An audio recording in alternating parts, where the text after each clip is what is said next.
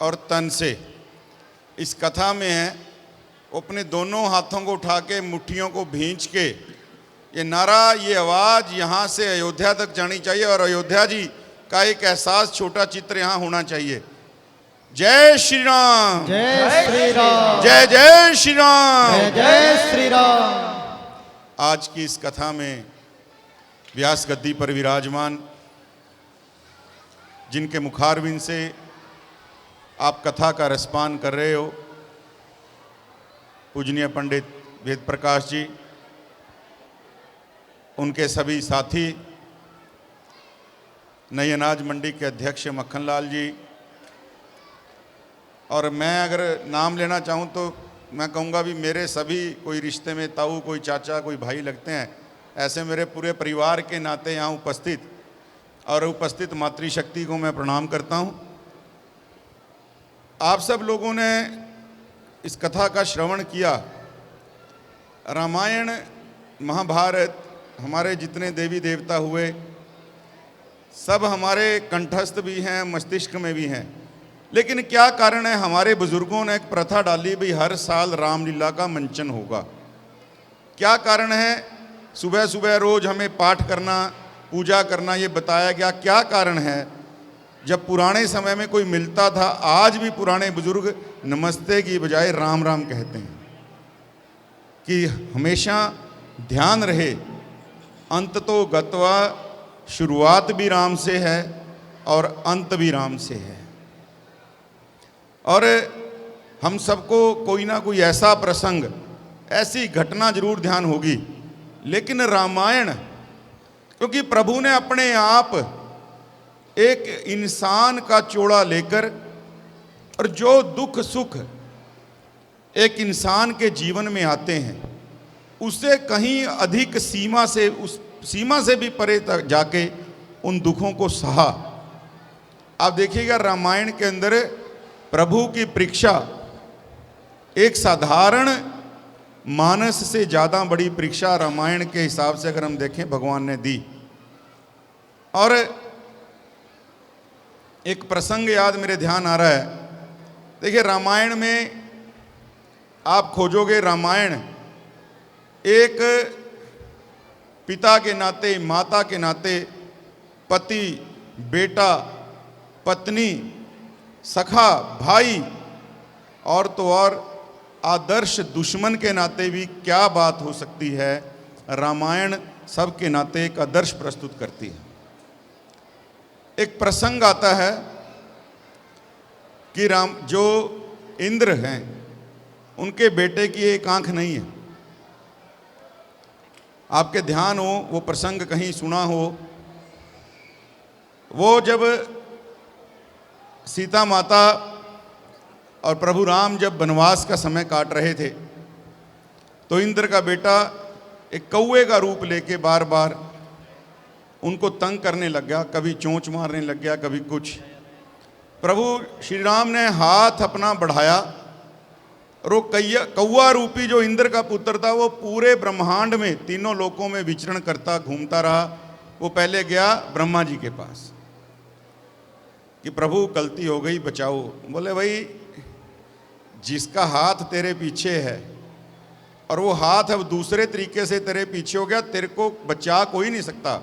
बचा सकते हैं तो वही बचा सकते हैं, उन्हीं के पास जा, माफ़ी मांग।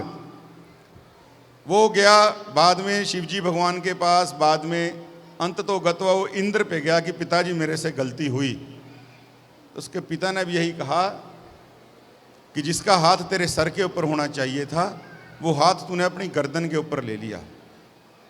माफ़ी मांग के वो हाथ तेरी ग्रीवा से द्वारा तेरे सर पे जाए, तेरे मस्तक पे जाए, तुझे आशीर्वाद मिले, ये प्रयत्न तूने करना। झुकने के लिए अगर उन्हीं को आके माफ़ी मांगेगा तो तेरे को वो माफ़ी देंगे। और अंत तो गत्वा उसने माफ़ी मांगी, लेकिन प्रभु श्री राम ने उसकी एक आँख को खराब किया कि उसको जिंदगी भर एक सबक मिले और धर्म की रक्षा कैसे हो सकती है।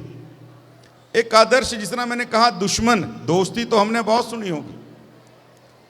जब लक्ष्मण जी को मूर्छा आई तो सबके सामने एक सवाल हो गया कि ये कैसे होगा। किसी ने कहा कि वैद्य सुषैण को बुला लाइए। वैद्य सुषैण ठीक कर देंगे। हनुमान जी वैद्य सुषैण पे गए और वैद्य सुषैण को वो जबरदस्ती रामचंद्र जी के कैंप में ले आए। जब सारा माजरा उनको बताया तो सुषैण जी ने एक सवाल प्रभु राम जी के आगे किया। उन्होंने कहा कि मैं वैद्य दशानन के घर का, दशानन मैंने जिसके 10 सर थे, कौन था वो? रावण। कि मैं वैद्य दशानन के घर का किस तरह तुम्हारा कर्म करूं, दुविधा में हूं प्रभु, किस तरह से ये अधर्म करूं। यानी मैं आपके दुश्मन का वैद्य हूं और मेरी जो स्वामी भक्ति है मुझे आज्ञा नहीं देती कि मैं आपका काम करूं, मैं लक्ष्मण का इलाज करूं, क्योंकि मेरी स्वामी भक्ति मुझे ये काम करने से रोकती है। आप बताएं अधर्म करूं क्या ना करूं। तो भगवान रामचंद्र जी ने बड़ा खूबसूरत जवाब दिया, उसको हमें सुनना भी चाहिए और अपने जीवन में उतारना भी चाहिए। उन्होंने कहा कि जिस धर्म की खातिर घर छूटा, प्यारे पिता का मरण हुआ, घर बार से अपने जंगल आया, प्यारी सीता का हरण हुआ, उसी धर्म की वेदी पर लक्ष्मण मरता है मर जाए, पर अधर्म नहीं होने पाए। उन्होंने कहा कि वैद्यराज अधर्म होता है, मैं बिल्कुल इजाजत नहीं दूंगा, लक्ष्मण मर जाए लेकिन आप अधर्म ना करें। यह रामायण का कोई प्रसंग आप लें, कोई छोटे से लेके बड़ा प्रसंग, आपके जीवन को बदलने के लिए रामायण के तो ये 4 शब्द बहुत हैं और आप तो पूरी कथा सुन रहे हैं। तो मेरा निवेदन है इस कथा में पूरी कथा को याद करके नहीं जाना, लेकिन यहाँ से घर जाते हुए आपका सुनना 2 घंटे 3 घंटे तभी सार्थक है। एक वाक्य अपनी गांठ में बांध ले जाएं, एक पंक्ति केवल, भाई मैं ये काम अपने जीवन में आज के बाद अच्छाई का करूँगा, तभी वो कथा सुनना सफल है, तभी इन सत्संगों का, इन कथाओं का होना सफल है। आज ब्रह्मलीन पूज्य बंसी वाले बाबा जी, उनके बिना ये पहली बार कथा हो रही और उनके ऊपर तो स्वयं मां अन्नपूर्णा की कृपा थी, उन्हीं की प्रेरणा से ये कथा, उन्हीं की प्रेरणा से ये भंडारा चल रहा है। और वैसे तो उनके भंडारे में कोई देने वाला किसी का समर्थन नहीं, जब मां अन्नपूर्णा का ये आशीर्वाद होता है। मैं भी अपनी तरफ से एक छोटी सी राशि उस भंडारे के निमित्त जरूर, मैं उसकी घोषणा नहीं कर रहा, मैं आयोजकों को बता दूंगा, लेकिन अपना एक छोटा सा तुच्छ जो दान है सिर्फ भंडारे के लिए, मैं ज़रूर अपना वो दान, अपने एक छोटी सी राशि देना चाहूँगा। और आप सभी को बहुत बहुत शुभकामनाएं देते हुए कि आप बहुत बड़भागी हैं।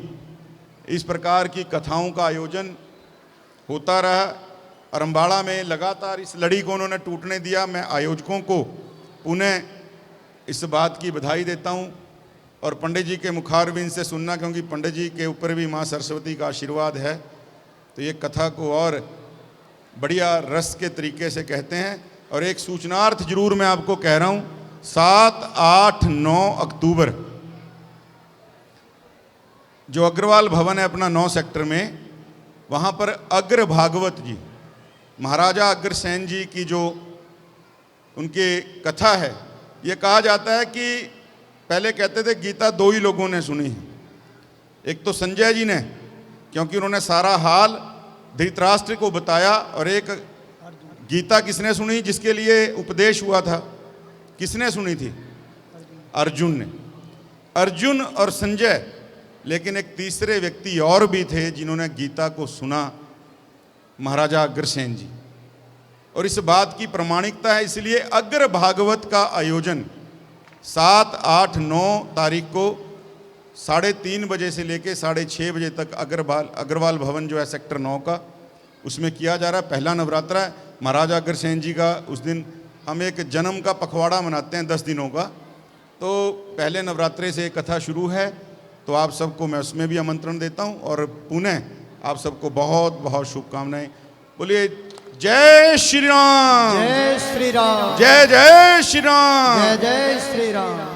बहुत बहुत धन्यवाद पूज्य विधायक जी के लिए।